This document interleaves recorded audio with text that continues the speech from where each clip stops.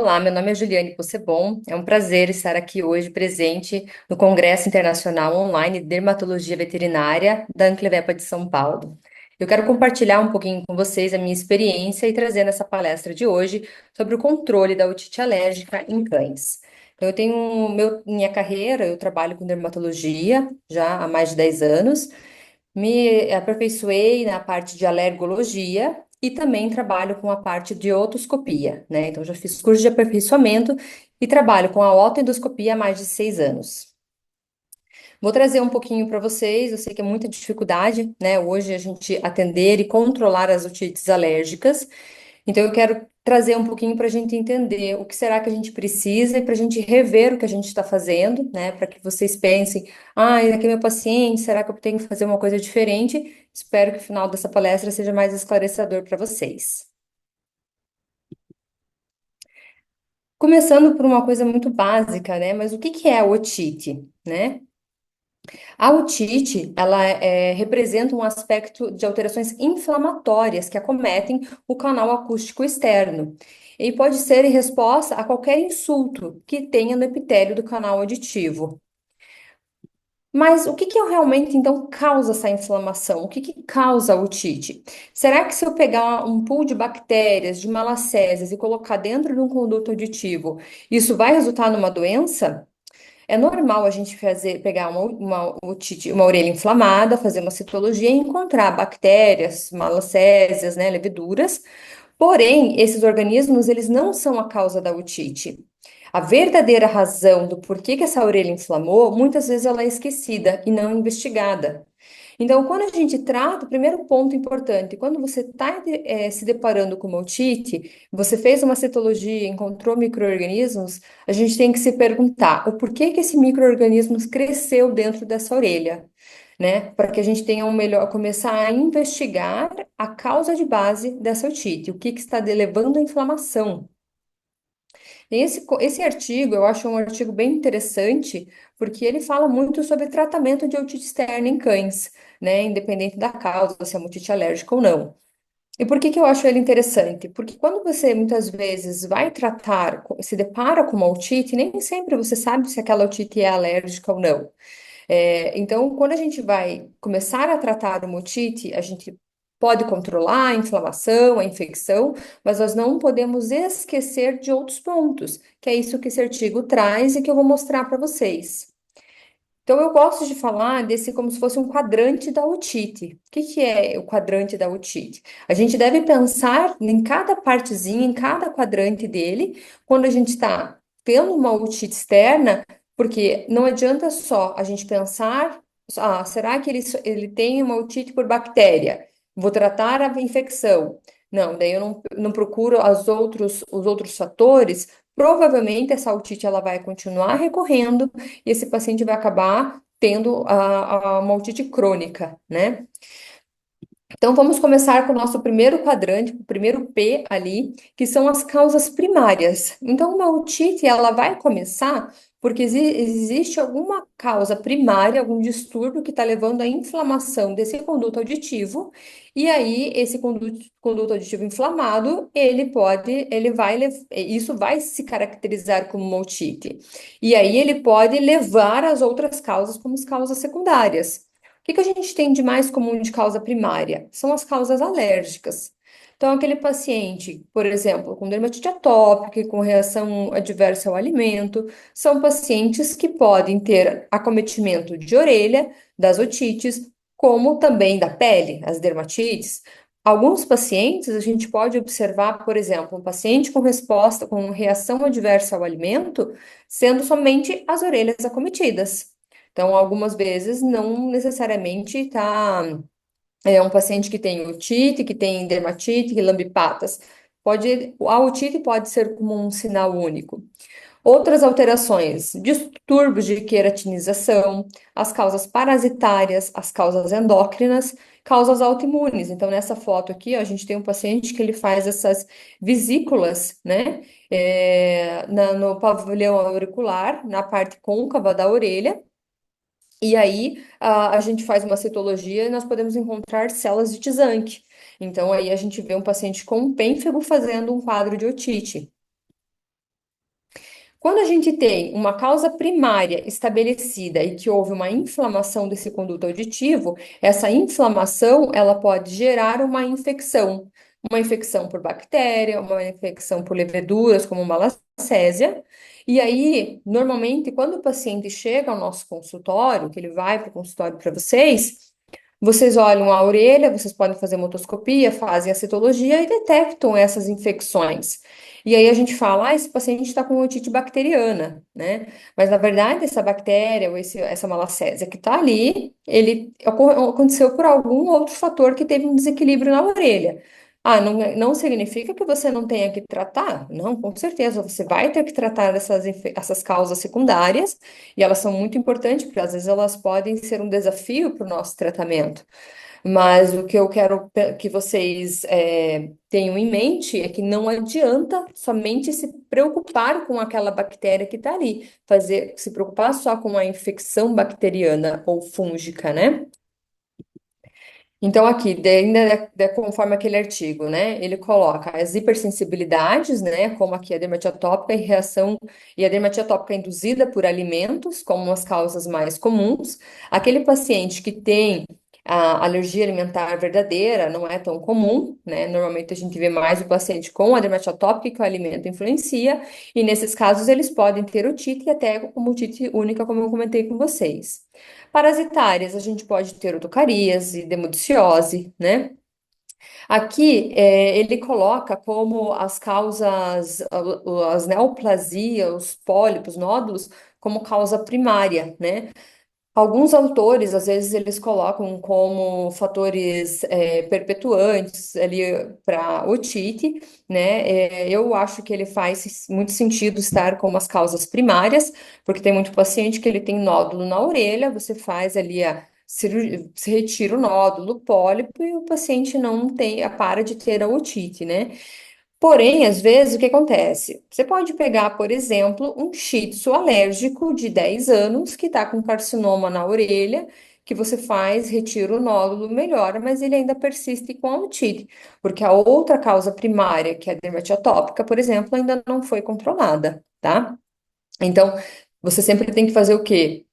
Acompanha esse paciente, né? Então, viu que tem um nódulo, retirou, vai avaliar, vai acompanhar, né? Acompanha esse paciente para ver como é que está indo a evolução dessa otite. Aqui eles colocam como uma causa comum, né, corpos estranhos, e eles colocam muito como uns pólens dentro da orelha, gramíneas, assim, arestas, assim, né? É, aqui eu nunca não vejo muito, né, essa questão nossos pacientes. O que eu acho muito, assim, como corpo estranho, que eu colocaria ali é algodão, né? Então é bem comum a gente às vezes tirar algodão de dentro da orelha. Porque a gente tem não sei, na região de vocês aí, né? Se vocês quiserem até falar a região que vocês estão, coloca ali no chat para a gente, né, discutir, ver se como que é o hábito aí na rotina de vocês. Mas aqui eu estou em Curitiba, tá? Aqui em Curitiba, a gente vê muitos pets, às vezes, colocando algodão dentro da orelha, para não entrar água. E o próprio tutor, ele pede, né? Eu peço para ele colocar algodãozinho para não entrar água. E aí eu explico para o tutor, na verdade, vai tomar o banho, aquela água que está dando banho, não é ela que vai entrar e que vai causar otite, né? Mas se for esquecido um algodão dentro da orelha, aí sim, esse algodão lá dentro da orelha, ele sim pode causar a otite. Então, eu falo, ó, melhor não põe algodão, esquece algodão, dá um banho normal, né, escorreu a água, diferente de um cachorro que mergulha, que vai para a piscina, mas a água do banho não é o que vai causar, mas o algodão vai, tá? E aí temos outras causas congênitas, né, mas é bem mais raro da gente ver. Quando a gente vai fazer o atendimento, você, por exemplo, vamos supor que a gente está atendendo, vocês atenderam um paciente assim e um paciente assim, né? Essas duas fotos. Tem como a gente às vezes dizer, esse paciente aqui, ele tem dermatite atópica, esse paciente aqui tem reação adversa ao alimento, ou dermatite atópica induzida por alimento, ou ele tem um hipotiroidismo. A gente não consegue, muitas vezes, avaliar numa primeira consulta, no primeiro momento, dizer qual é a causa de base dessa otite. Essa orelha aqui, ó, ela tá muito estenosada, tá hiperplásica, o paciente tem dor, então às vezes não consigo nem fazer uma otoscopia, né? Tá com secreção, muita cerumen. Então, às vezes nem sempre no primeiro momento a gente identifica essa causa. O que que é importante a gente saber? Que a gente vai muitas vezes iniciar com um tratamento e depois que a gente inicia o tratamento, até mesmo às vezes essa otite controlada, é que a gente passa a investigar a causa de base dessa otite. Então, aqui a gente pode observar uma orelha com uma imagem de otendoscopia, tá? Esse é um paciente que a gente pode observar um aspecto de sagu. O que que é um aspecto de sagu? São as várias. Deixa eu voltar um pouquinho aqui para vocês verem aqui, ó. Essas bolinhas brancas aqui que a gente vê, né? Isso aqui a gente chama como se fosse um aspecto de sagu, que é sugestivo ali de hiperplasia de glândulas ceruminosas. Então, o paciente, quando ele tem uma otite recorrente, principalmente nas causas alérgicas, ele pode fazer essa hiperplasia, e aí, quando a gente faz a otendoscopia, a gente acaba identificando esse aspecto macroscópico aí, né, do epitélio. Hoje a gente tem aqui em Curitiba, a gente tem autoendoscopia, né? Eu faço autoendoscopia aqui na clínica, tem alguns outros colegas que também fazem, e hoje a gente tem a autoendoscopia muito mais disseminada pelo Brasil, né? Tem o curso da Anclivepa de aperfeiçoamento, né? Com a professora Cristiane, então é um curso que essa área da autoendoscopia ele fez muita diferença na minha carreira depois que eu comecei a tratar e entender as otites de uma maneira ideal. Por exemplo, assim, ó, essa outra otite. Como que eu vou tratar uma otite com essas secreções, com esse cerume? Às vezes a gente usa ceruminolíticos e não tira essa cera. Às vezes tem ceras compactadas já. Então, a otoscopia facilita para que a gente faça lavagem, inspeção. Então, ela vai servir ali para eu começar para começar o start do tratamento da miotite, e também ele pode entrar como uma inspeção para você identificar, ver o que está acontecendo dentro dessa orelha. Essa otite, por exemplo, aqui que eu mostrei aqui esse vídeo para vocês, a gente vê, vou voltar aqui. A gente nota o quê? Bastante cerúmen dentro da orelha, uma otite ceruminosa. Mas eu avaliando essa orelha pela otoscopia, macroscopicamente, eu não consigo falar para vocês, essa é uma otite causada, é um paciente com dermatite atópica e ele está fazendo uma otite ceruminosa. Ou, não, é um paciente seborreico e está fazendo uma otite ceruminosa. Então, não tem como a gente, às vezes, mesmo com a otoscopia entrando e avaliando, a gente não consegue ter essa diferenciação. É importante o quê? A partir do momento que eu fiz a otoscopia, que eu lavei a orelha, que eu vou tratar de uma forma adequada, depois eu vou continuar, acompanhar e avaliar para eu ter um controle ideal dela. Aí, o nosso terceiro quadrante, a gente tem como fatores predisponentes. O que que é isso? São alterações anatômicas, ou umidade excessiva, os pelos excessivos, que predispõem aquele paciente a ter uma otite. Então, por exemplo, aqueles pacientes que têm as orelhas muito pendulares, né, como um Basset-Hound, ou pacientes que têm muito pelo dentro da orelha, como um West, um Maltês, eles acabam tendo uma predisposição, porque às vezes deixa a orelhas mais úmidas, mais quentes, né, mais abafadas, e isso acaba predispondo. Mas assim, se a gente pensar, predisposição não é uma causa primária. Por quê? Você pode ter um West que tenha muito pelo da orelha e que não vai ter otite. Pode ser que a grande maioria de um maltês, de um West, vai ter otite, porque talvez ele também tenha uma dermatite atópica.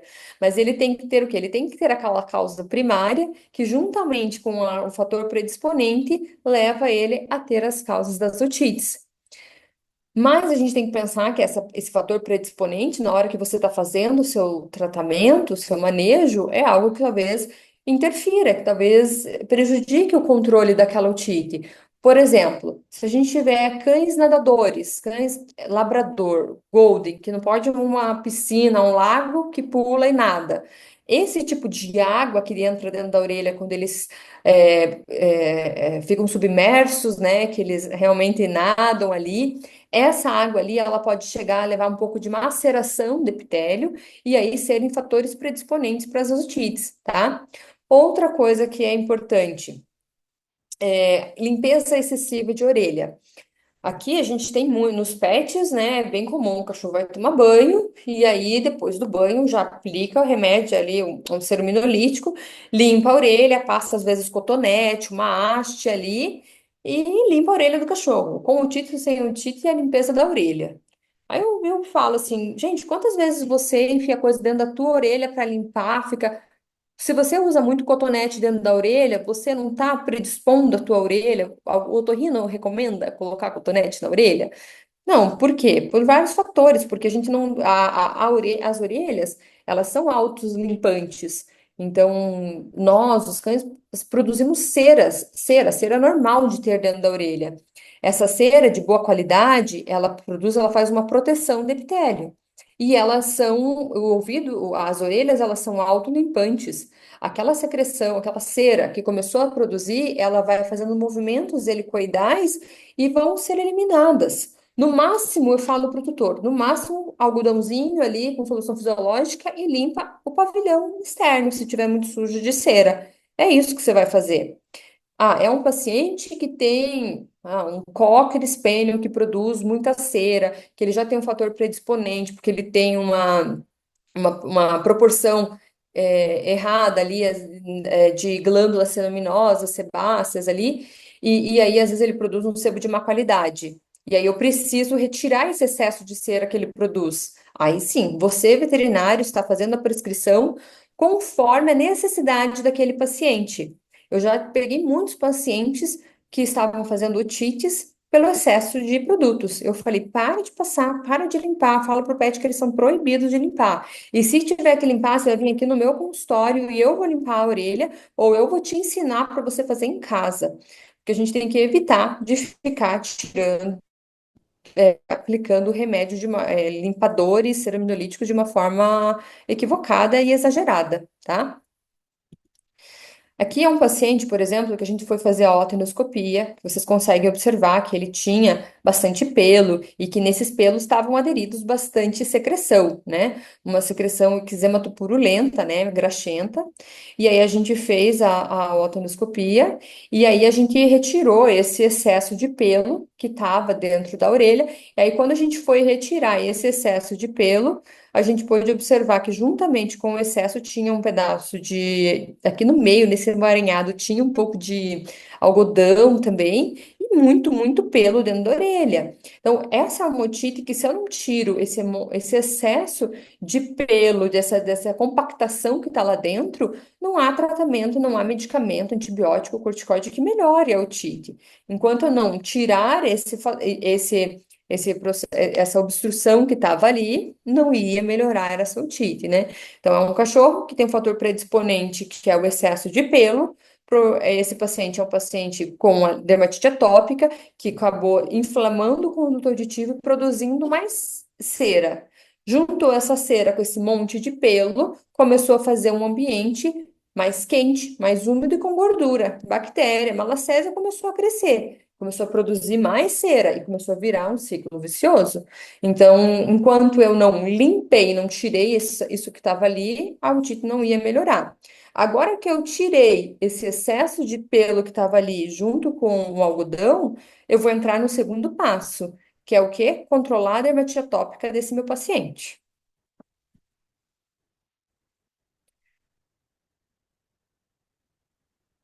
Quando a gente tem um paciente com uma otite externa aguda, a otite externa aguda é diferente o tratamento de uma otite externa crônica, né? Se eu pensar que uma otite externa aguda, será que esse caso, esse paciente da esquerda, requer o mesmo tratamento desse paciente com otite externa crônica?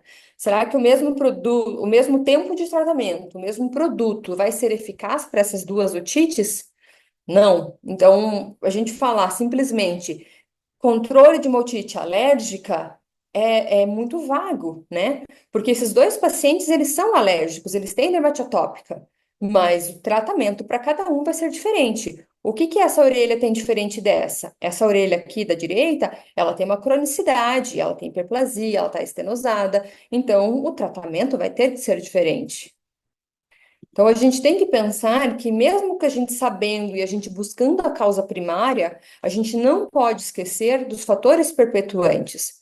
E o que que é um fator perpetuante? É o que a gente pensar o quê? Pensa numa otite crônica, uma otite externa, que ela começou aguda. De repente, esse paciente teve 2 meses depois, ele teve uma nova otite. Tratou, mas mês depois, otite novamente.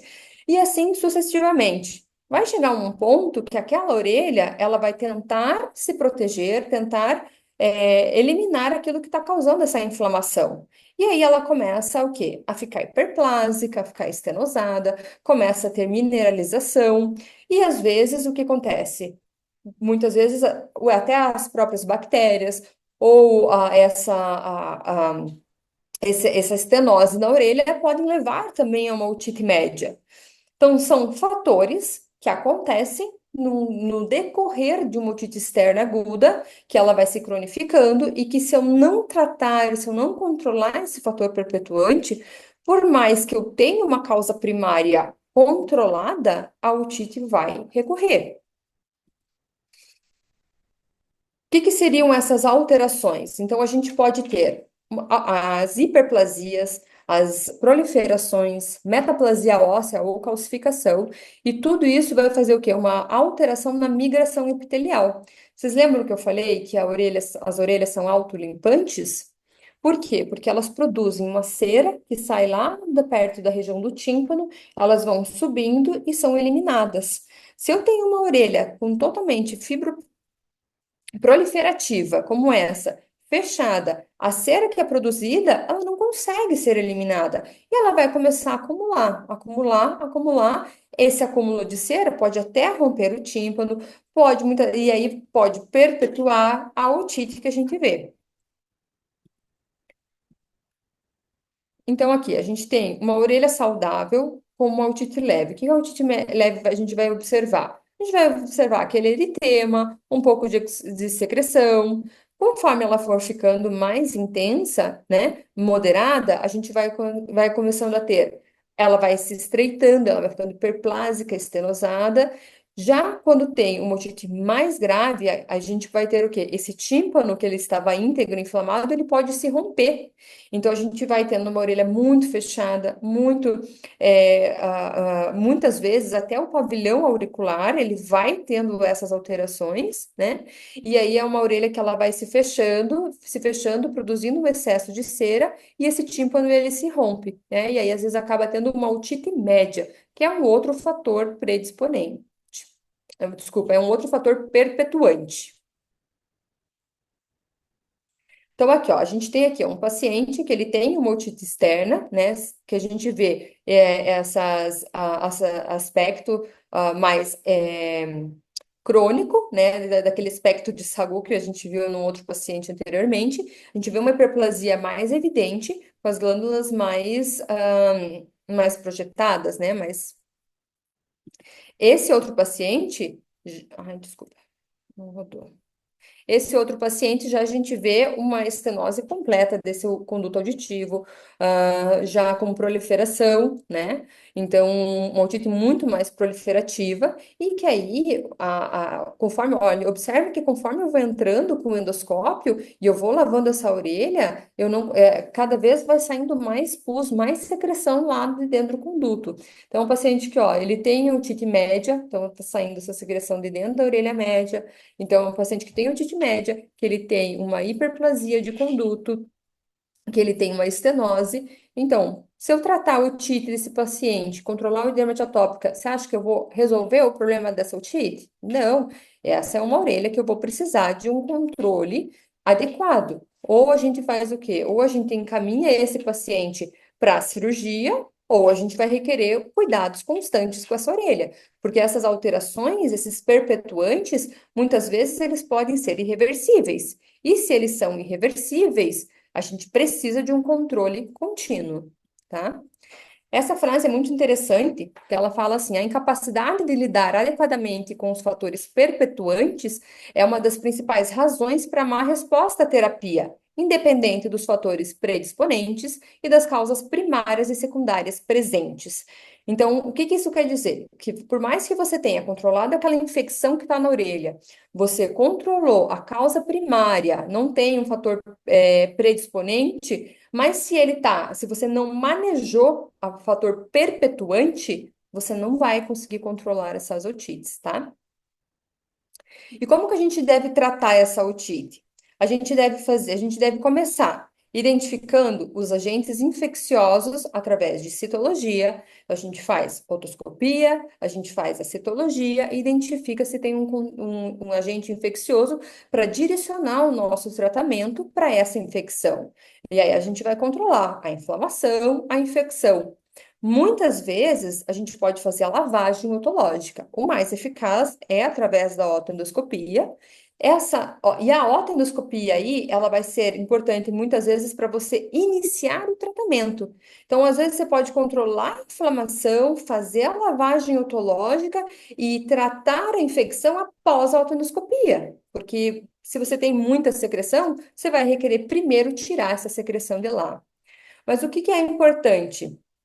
Você fez, o paciente chegou para você, você fez a citologia, você avaliou, prescreveu o teu tratamento, esse paciente tem que retornar para você, você tem que repetir essa citologia, a totoscopia, e você vai observar se tem inflamação ainda, se tem infecção ou não, para você ter certeza que o teu tratamento foi eficaz.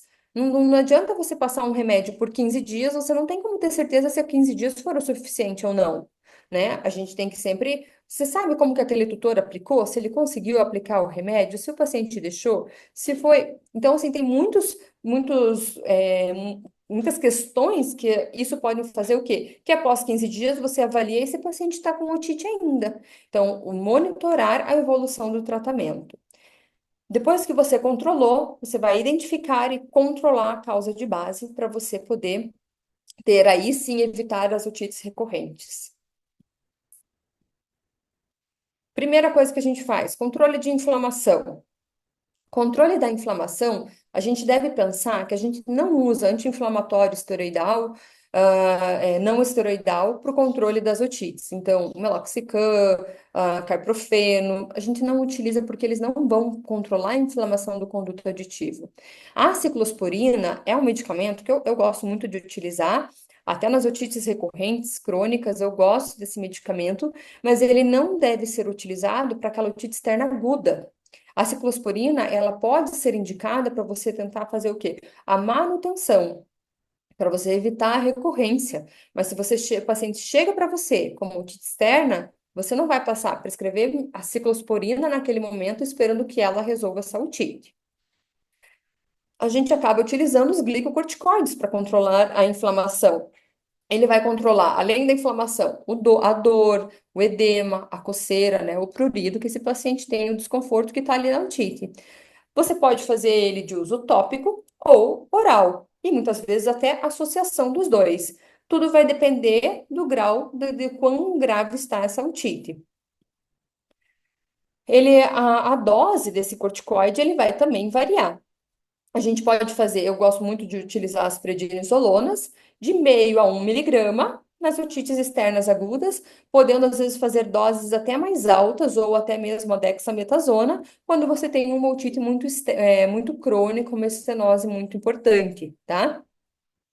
E você pode fazer, costumo fazer muito na minha rotina, se eu quero fazer a otoendoscopia, e eu vejo que esse paciente tem uma estenose importante, ó, tá, edema, inflamação, e até vai dificultar a minha otoendoscopia, primeiro eu entro com o glicocorticoide oral para poder diminuir essa inflamação, abrir um pouco mais esse conduto, para que eu consiga lavar de uma forma adequada esse conduto, tá?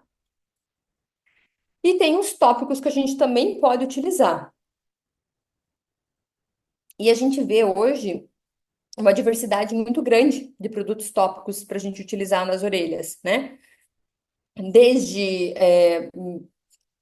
princípios diferentes até concentrações diferentes. Isso por quê? Porque os tópicos eles vão variar conforme a sua potência, essas concentrações podem aumentar a potência do medicamento e você vai escolher entre um e outro de acordo com o que você precisa, que é o efeito desejado para aquele tratamento, né?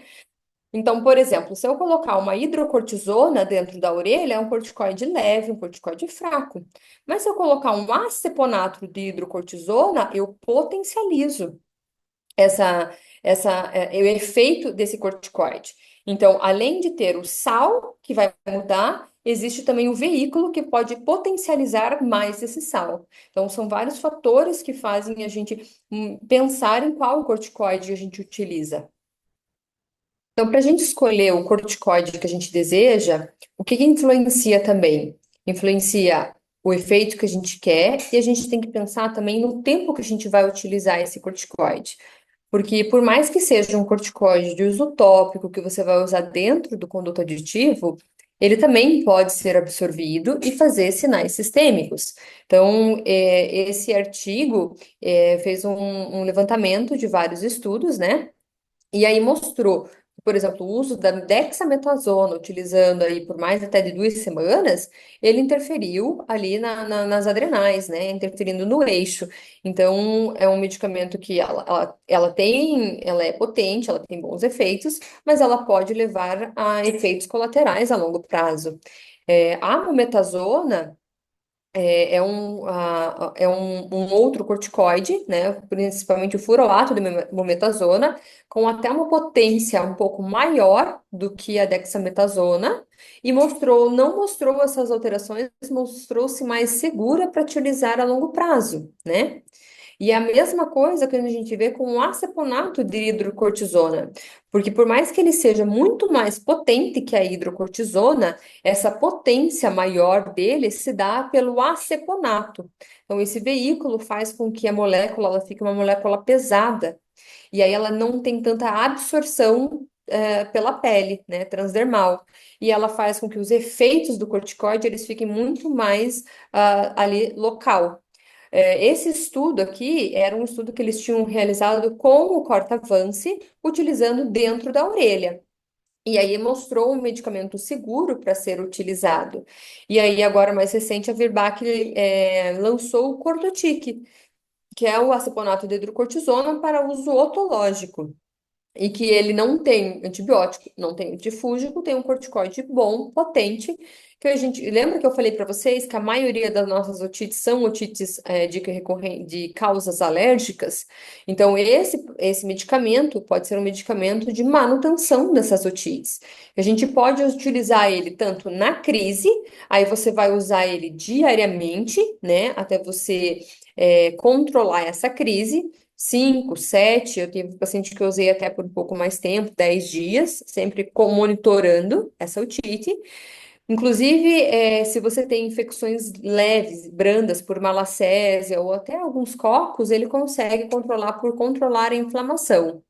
E aí você pode utilizar ele também como manutenção. Então, você faz 2 jatos em cada orelha e usa 2 vezes por semana. Por exemplo, segunda e quinta-feira, terça e sexta-feira. Vai utilizando 2 vezes por semana esse produto para que ele mantenha a inflamação controlada. Se você tem uma otite, que a gente pensar que o problema começa com inflamação para depois vir a infecção, se a gente controlar a inflamação, a gente está controlando a base, o start da otite. E aí ele pode ser utilizado como uma maneira de manutenção. Lavagem otológica. Então, assim, eu gosto primeiro controlar um pouco a inflamação para depois iniciar. Não que eu vou tratar totalmente a otite, mas às vezes eu tenho que controlar um pouco a inflamação para indicar uma lavagem otológica. Vocês acham que essa otite purulenta, com essa secreção, biofilme, eu vou conseguir controlar essa otite? Não tem antibiótico que melhore essa otite. Ali, aqui no final, a gente consegue ver até um pouco de ulceração nesse conduto auditivo, né? Ó, aqui, ó, tá vendo, ó? Aqui ele já tá começando até com ulceração. Então, pode ter pseudomonas nessa orelha. Se tem pseudomonas, pode fazer uma ruptura timpânica e levar a uma otite média. Então, eu tenho que fazer o quê? Primeiro, eu tenho que lavar essa orelha para poder iniciar um tratamento, né? Aí sim, ó, a orelha tá lá, tá limpa, eu lavei, eu tirei o excesso de secreção, e aí agora eu vou poder iniciar o tratamento para essa otite de uma forma adequada, né? E aí eu posso indicar o antibiótico, antifúngico, conforme o resultado da minha citologia. Esse paciente é um paciente que foi encaminhado para mim para fazer a otoscopia. É uma paciente que tinha pseudomonas e que já tinha feito alguns tratamentos, tá? Para otite, e eles não, que não estava apresentando nem melhora, não era nem que ela estava recorrendo, ela não melhorava da otite. Então a colega me encaminhou, a gente lavou a orelha dela, iniciamos um tratamento adequado para ela, e aí 20 dias depois a veterinária me encaminhou a foto, que aí ela estava com uma já cicatrizada, essas úlceras que estavam na orelha, e o tratamento passou a ser muito mais eficaz. É uma paciente que hoje até eu ainda volta e meia essa veterinária me encaminha alguns pacientes. E aí a gente conversa e ela falou, nossa, ela não teve mais otite. Aí eu passei a controlar a dermatite atópica dela, e depois que a gente fez a autoendoscopia, ela não teve mais otite. Então, ela passou a iniciar o tratamento para dermatite atópica, mas que não estavam controlando essa otite. Aí quando a gente fez lavagem, que a gente tratou de forma adequada, a otite passou a ser controlada. Controle da infecção. Hoje a gente tem uma gama, um número de medicamentos um tópico no mercado muito grande, né?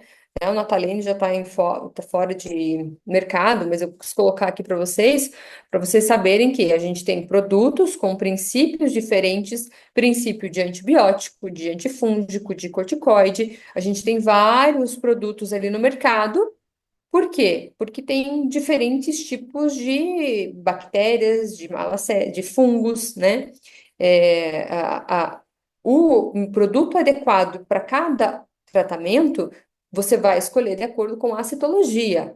Então, você vai atender o paciente, você vai fazer uma citologia, vai avaliar, esse paciente ele tem bacilos na orelha. Eu não fiz cultura para saber se é pseudomonas, se é um proteus, mas eu estou vendo pela minha citologia que é um bacillus.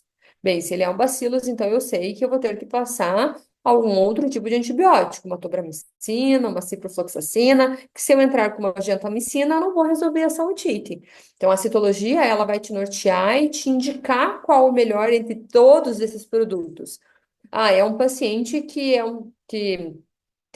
tá com muita dor, muito desconforto, a orelha tá mais fechada. Então, aí eu vou ter que avaliar também o corticoide que tem nesse produto. Então, eu vou escolher aqueles com corticoide mais potente. Infelizmente, vocês vão ter que aprender o quê? A olhar o rótulo das embalagens, a olhar a formulação desses produtos para poder escolher qual, né? Então, se existe uma gama muito grande, é porque eles têm é para tratar otite? Tudo é para tratar otite, mas as otites não são todas iguais. Quem vai definir qual remédio que vai usar é você na sua avaliação, né?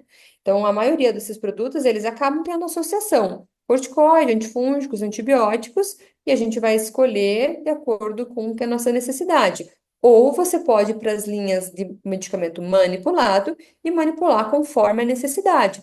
Colocar só um antibiótico, um corticoide, só antigamente a gente fazia mais só corticoide, né? Agora com o cortotique eu já nem faço tanto, eu utilizo muito mais só o cortotique na minha rotina. E aí eu coloquei como quarto o controle da causa primária. Por que que eu não coloquei ele como um primeiro, se lá no meu slides ele era o meu primeiro quadrante? Como eu expliquei para vocês, nem sempre a gente vai identificar essa causa primária no primeiro momento, e o meu objetivo nem sempre é controlar essa causa primária já de início. Eu preciso controlar essa otite, controlando a inflamação, a infecção, para daí eu entender qual é a causa primária e daí eu tratar de forma adequada. Existe hoje vários artigos, vários guidelines para a gente poder tratar as dermatites atópicas, que são as principais, é a principal causa da otite alérgica, né? Esse artigo, né, que ele fala muito da fase reativa e da fase proativa da doença. A gente tem que entender que nas fases reativas, quando a pele inflama, normalmente a orelha está inflamando também. E nesse caso, a gente tem que ir para terapias utilizando mais anti-inflamatórios, né, com ação anti-inflamatória maior, mais potente, para controlar melhor essa otite, né? Aqui eu coloquei o Zenrelia, que quando foi esse artigo foi publicado, não, o Zenrelia é super recente, na verdade, né? Não tem artigos ainda, mas que eu acredito que ele entraria muito aqui como ele tem um poder de controle de inflamação maior que o clacitinib ali, né? E aí a gente poderia utilizar ele antes ali, que o Apoquel aqui um pouquinho, talvez numa fase quando tem uma inflamação um pouquinho maior. E aí, o importante é o quê? Você tratou, depois você vai entrar na fase proativa, controlar a inflamação da pele. E aí, a gente pode fazer os testes alérgicos, imunoterapia, juntamente com o uso dos medicamentos, né? Eu trabalho muito com teste alérgico, com imunoterapia. Na minha rotina, eu vejo resultados, eu vejo um bom controle das doenças alérgicas, não são para todos os pacientes, mas na minha rotina eles me ajudam muito a controlar as recidivas das crises alérgicas. E aí eu fiz uma tabela, um quadro para vocês, mostrando vários quadros de otite, das otites, às vezes, das mais graves, mais estenosantes, para as inflamatórias, até para as mais leves, né? E aí eu pergunto para vocês, assim como a gente viu ali, fase reativa e proativa da dermatite atópica, o tratamento das otites, ele também deve ser diferenciado. Então, quando a gente tem uma otite mais estenosante, uma orelha mais fechada, hiperplásica, eu preciso de uma potência maior de um corticoide. Nesse caso aqui, na primeira foto, eu vou ter que fazer corticoide oral para esse paciente. O remédio nem entra dentro desse conduto auditivo, né? Eu posso até passar tópico ali externamente, às vezes uso como pomada para ajudar um pouco mais a diminuir a inflamação, mas muitas vezes isso não resolve. Não adianta sozinho, então eu associo com o corticoide oral para eu desinflamar um pouco mais para que eu possa tratar de uma forma adequada, né? Então, quanto maior a inflamação, maior a potência, maior a dose desse corticoide que eu vou fazer, e o tempo, a duração desse corticoide vai depender do quão o quão a resposta se desinflamou, se abriu esse conduto, se chegou no que você queria. E tem paciente que a gente tem que entender que eu posso pegar uma orelha, como essa primeira foto, fazer 2 miligramas por quilo de corticoide todos os dias por 30 dias, que ela não vai voltar a ser uma orelha normal, uma orelha de um cão saudável. Então, eu tenho que saber até onde eu quero chegar para eu saber manejar a duração do tratamento, né? Mas uma orelha assim, normalmente eu faço de 1 a 2 miligramas por quilo, de 1 a 2 semanas de corticoide, acompanho esse paciente, aí para eu poder fazer otoendoscopia, para eu poder lavar, fazer uma tomografia e acompanhar esse paciente. Mas quando eu recebo um paciente como este no meu consultório, eu já falo para o tutor. Olha, essa orelha nós vamos precisar um tratamento de manutenção sempre. Ele sempre vai ter que ter um cuidado. Então, não existe tratamento milagroso que eu vou tratar, eu vou controlar a causa de base e isso aqui vai se resolver. Preciso, a longo prazo, ficar controlando.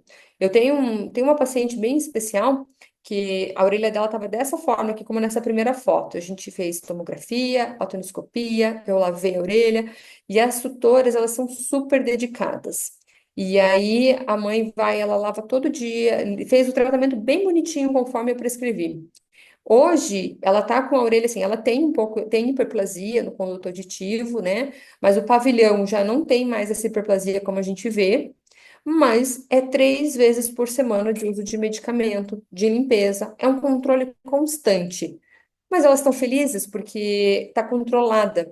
É diferente dela usar um remédio e não melhorar e a cachorra ter dor na orelha. Ela está usando o medicamento para evitar a inflamação e ela está com a orelha saudável.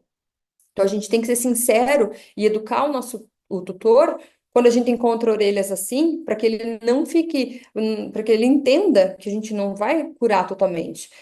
Dependendo da dor, dependendo de como é o tutor, como está esse paciente, às vezes você tem que pensar em encaminhar para cirurgia, porque é uma otite que sempre vai estar recorrendo, e a cirurgia, muitas vezes, ela pode ser uma alternativa de tratamento.